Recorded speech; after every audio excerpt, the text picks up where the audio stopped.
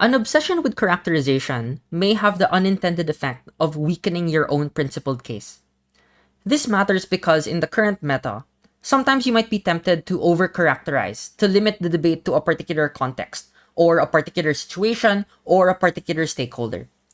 This works if you do the framing well, but I want to show you an example of when this can be unnecessary, or when it could do more harm. Let's say the motion is, this house would legalize duels to the death. You are the opening government team, and you are currently concerned of an opposition argument that would say that this duels to the death promotes a culture of violence, causing a lot of needless death in the world. Now, in anticipation of this argument, you may attempt to outframe this by giving multiple reasons as to why only a very incredibly small minority of individuals would opt in for a duel to the death. You might say, oh, most people aren't that stupid. Most people have a preference to live. Or even say that states are not going to market this as a good option anyways. And so you might argue that only the most violently inclined individuals will opt in for this duel. And then you would say that this actually resolves a lot of the violence in the world as it is.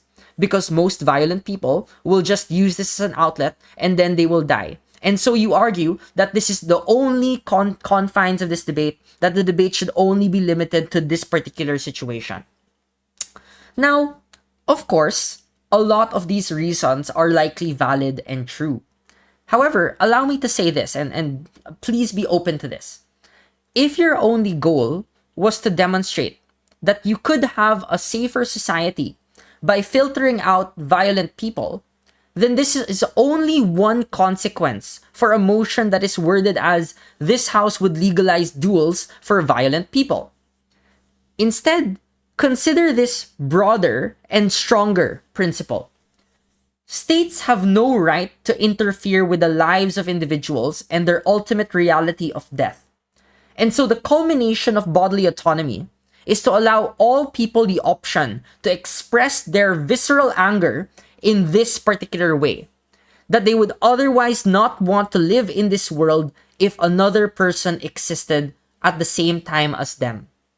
Now, notice that this principle is only effective if we use it universally for all humans, that all humans feel visceral anger and ought to have the right to have this option because it impedes with their right to life, and that all humans have inalienable bodily autonomy to which the state cannot dictate the circumstances of their death.